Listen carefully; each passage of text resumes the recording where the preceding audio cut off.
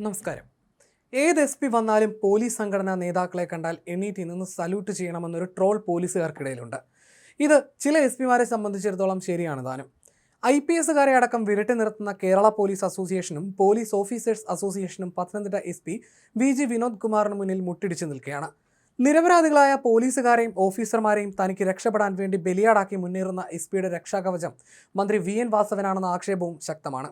ഹൈക്കോടതി അഭിഭാഷകൻ പ്രതിയായ പോക്സോ കേസ് അട്ടിമറി, കോയിപ്പുറം സ്റ്റേഷനിൽ ദളിത് യുവാവിനെ കസ്റ്റഡിയിൽ മർദ്ദിച്ച സംഭവത്തിലെ അട്ടിമറി എന്നിങ്ങനെ SP-ക്ക് നേരിട്ട് പങ്കുള്ള വിഷയങ്ങളിൽ നടപടി നേരിടേണ്ടി വന്നത് പോലീസുകാർക്കോ ഉദ്യോഗസ്ഥർക്കോ ആണ്.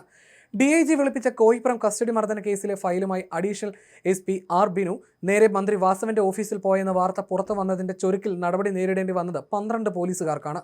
പോക്സോ കേസ് അട്ടിമറിയിൽ കോന്നി DYSP-യെയും SHO-യെയും ബലിയാടാക്കി തലയുരി. കോയിപ്പുറം കസ്റ്റഡി മർദ്ദനത്തിൽ SHO-യെ ബലികൊടുത്തു. വിനോദ് കുമാറിനെതിരെ 5ഓളം സ്പെഷ്യൽ റിപ്പോർട്ടുകൾ DIG നൽകിയെങ്കിലും അതെല്ലാം അട്ടിമറിക്കപ്പെട്ടു. ഏറ്റവും ഒടുവിലായി ADG-യുടെ ട്രാക്ടർ യാത്രയുടെ പേരിൽ ഒരു പാവം പോലീസ് ഡ്രൈവറെ ക്രൂശിക്കാൻ കളമൊരുക്കുകയാണ് SP. ഇത്രയുമൊക്കെ ആയിട്ടും കേരള പോലീസ് അസോസിയേഷനോ ഓഫീസേഴ്സ് അസോസിയേഷനോ ഒരു ചെറിയ പ്രതിഷേധം പോലും ഉയർത്തിയിട്ടില്ല. പോലീസ് അസോസിയേഷൻ ജില്ലാ പ്രസിഡന്റ്, കമ്മിറ്റി അംഗം എന്നിവർക്കെതിരെ വരെ നടപടിയെടുത്ത SP അസോസിയേഷനെ വിറപ്പിക്കുന്നതും പാർട്ടിയിൽ പത്തനംതിട്ട ജില്ലയുടെ ചുമതലയുള്ള മന്ത്രി VN വാസവന്റെ പേര് പറഞ്ഞാണ്. ജില്ലയിലെ പോലീസ് ഓഫീസേഴ്സ് അസോസിയേഷൻ ആകട്ടെ SP-ക്ക് മുന്നിൽ വാലും ചുരുട്ടി നിൽക്കുന്നു.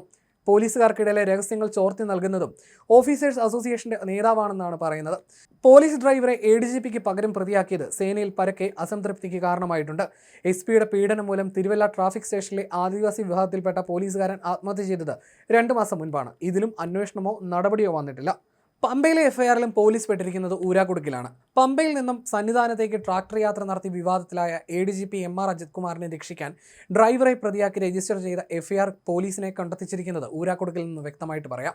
ഹൈക്കോടതിയിൽ മറ്റു കാരണമൊന്നും ബോധിപ്പിക്കാനില്ലാത്തതിനാൽ ട്രാക്ടർ ഓടിച്ചിരുന്ന ഡ്രൈവറെ പ്രതിയാക്കി 15 രാത്രി 11-ന് FIR ഇടുകയായിരുന്നു. പലവിധ നിയമപ്രശ്നങ്ങളാണ് ഈ ഒരൊറ്റ FIR-ലൂടെ ഉരുത്തിരിഞ്ഞു വന്നിരിക്കുന്നത്.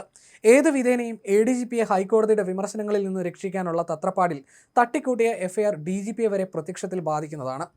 പോലീസ് ഡ്രൈവറുടെ വെഹിക്കിൾ ഡ്യൂട്ടി രജിസ്റ്ററിൽ എഴുതിയിരിക്കുന്നത് പമ്പ SHO-യുടെ നിർദ്ദേശപ്രകാരം സന്നിധാനത്തേക്ക് ട്രാക്ടറുമായി പോകുന്നുവെന്നാണ്. ജില്ലാ പോലീസ് മേധാവി ശബരിമല സ്പെഷ്യൽ ഡ്യൂട്ടിക്ക് പമ്പയിൽ ചുമതലപ്പെടുത്തിയ തിരുവല്ല സ്റ്റേഷനിൽ നിന്നുള്ള ഡ്രൈവറായ വിവേകിനെ ട്രാക്ടർ ഓടിക്കാൻ നിയോഗിച്ചത് പമ്പ SHO-യാണ്. എന്താവശ്യത്തിനാണ് ട്രാക്ടർ അയച്ചത് എന്നുള്ളതിന് മറുപടി പറയേണ്ടതും SHO-യാണ്. ഡ്രൈവർക്ക് ട്രാക്ടർ ഓടിക്കാനുള്ള ലൈസൻസ് ഉണ്ടോ എന്നും പരിശോധിക്കേണ്ടിയിരിക്കുന്നു. സംഭവം നടന്ന് 3 ദിവസത്തിനു ശേഷം രജിസ്റ്റർ ചെയ്ത FIR-ൽ പറയുന്നത് CCTV ദൃശ്യങ്ങളിൽ നിന്നാണ് പ്രതി കുറ്റം ചെയ്തത് കണ്ടത് എന്നാണ്. പത്രമാധ്യമങ്ങളിൽ വാർത്ത കണ്ടാണ് CCTV ദൃശ്യങ്ങൾ പരിശോധിച്ചത്. CCTV-യുടെ ചുമതലക്കാരനായ പമ്പ SHO അന്ന് തന്നെ ദൃശ്യങ്ങൾ കണ്ട് കേസെടുക്കാൻ വൈകിയത് വഴി കൃത്യനിർവഹണത്തിൽ വീഴ്ച വരുത്തി. ഈ വിവരം ഒന്നും യഥാസമയം അറിയാതെ പോയ പത്തനംതിട്ട SP-ക്ക് മേൽനോട്ട വീഴ്ചയും സംഭവിച്ചിട്ടുണ്ട്. രണ്ടുപേരും കോടതിക്ക് മുന്നിൽ സമാധാനം പറയേണ്ടി വരും.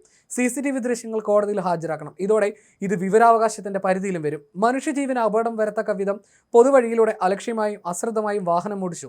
നിലവിലുള്ള ഹൈക്കോടതി വിധി ലംഘിച്ച് വാഹനത്തിൽ ആളെ കയറ്റി, മോട്ടോർ വാഹന വകുപ്പിലെ വിവിധ വകുപ്പുകൾ ലംഘിച്ചു എന്നിവയാണ് FIR-ൽ ആരോപിക്കുന്ന കുറ്റം. സ്റ്റേഷൻ ജാമ്യം ലഭിക്കാവുന്ന വകുപ്പുകളാണ് ചുമത്തിയിരിക്കുന്നത്. കേസിൽ പ്രതിയായ നിലയ്ക്ക് പോലീസുകാരനെ അറസ്റ്റ് ചെയ്യണം. പിന്നാലെ അന്വേഷണ വിധേയമായി സസ്പെൻഡ് ചെയ്യുകയും വേണം. വാഹനം പിടിച്ചെടുത്ത് കോടതിയിൽ ഹാജരാക്കണം. വാഹനത്തിന്റെ ഉടമയായി DGP-ക്ക് നോട്ടീസും അയക്കണം.